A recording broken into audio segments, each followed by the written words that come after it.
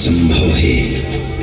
घटना युगों पहले की है कि जब अनेक अंतरिक्षों में अनेक ग्रहों पर उद्भव, पालन और संहार हो रहा था।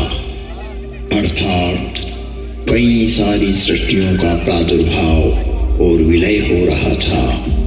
कई वहाँ की सभ्यताएं विकसित हो रही थी तो कोई नष्ट हो रही थी, और वर्तमान में भी यही क्रम अनंत कालों से चल रहा है और अनंत कल्प कल्पांतरों तक चलता ही रहेगा।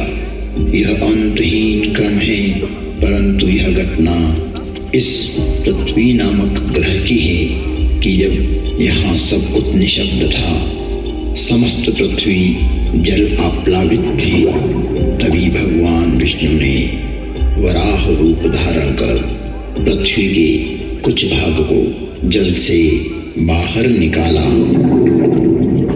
जिससे कालांतर में इस पृथ्वी पर जीव पनपने लगा।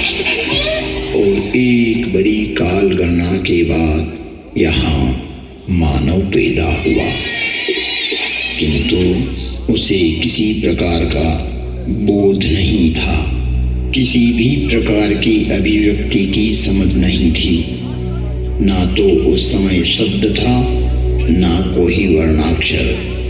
चराचर जीव जगत अपने अपने समूह में एक मूक दृष्टि से एक दूसरे को निहारते थे, लेकिन कुछ भी अभिव्यक्ति नहीं कर सकते थे। चारों तरफ इस पृथ्वी पर सन्नाटा ही सन्नाटा था। प्राकृतिक स्वरों, ध्वनियों के अतिरिक्त यह पृथ्वी निशब्द थी।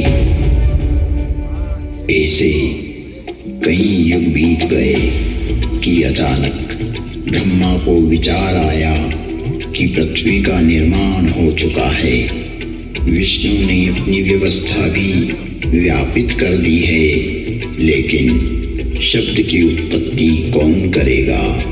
बिना वाणी अभिव्यक्ति कैसे हो पाएगी?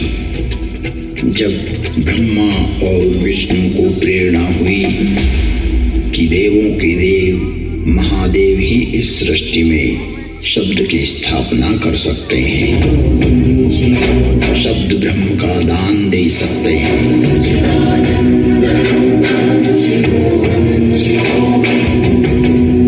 परंतु शिव का समय अधिकतर समाधि में ही व्यतीत होता था। जगत में वेद की स्थापना के लिए, मनुष्यों में, प्राणियों में सत्य, प्रेम और करुणा की भावना प्रकट करने के लिए, शब्द को देह देने के लिए महादेव को समाधि से जगाना अति आवश्यक है। जब ब्रह्मा, विष्णु और सारे देवताओं ने महर्षि पाणिनि को प्रेरणा की कि वो महादेव को प्रसन्न कर जगत में शब्द प्रकट करने की प्रार्थना करें,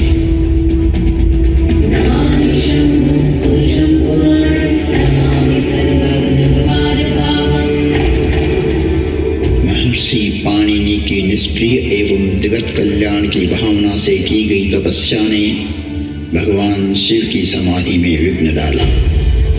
महादेव की समाधि असमय भंग हो गई। महादेव की जागते ही उनका रौद्र रूप प्रकट हुआ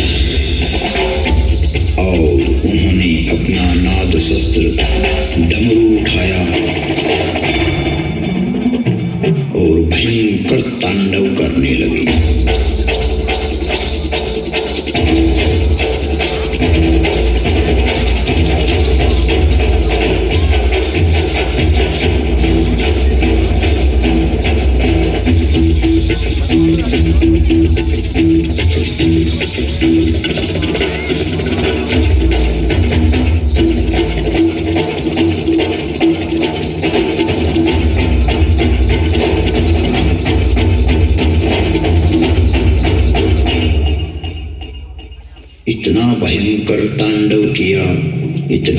भयंकर तांडव किया कि पृथ्वी हिलने लगी।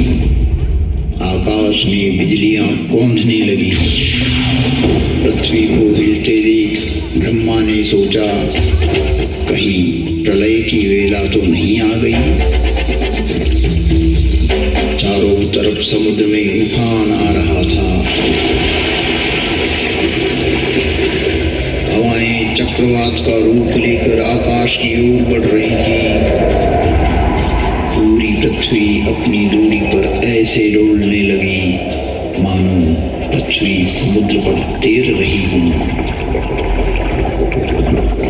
तब महादेव ने अपना डमरू बजाया और असमय समाधि में हुए विघ्न के कारण भयंकर तांडव करते हुए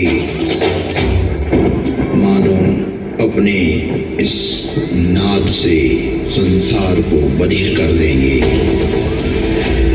इस सृष्टि को समाप्त कर देंगे और उसकी तीव्रता को प्रकट करते हुए प्रचंड एवं भीषण गणगोर ध्वनियां पैदा करते हुए नाद शस्त्र डमरू बजाया।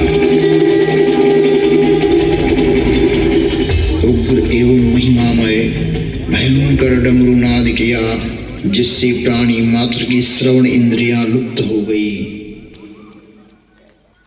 नाद इतना भयावह था कि प्राणी मात्र के कर्ण भेद हो गए।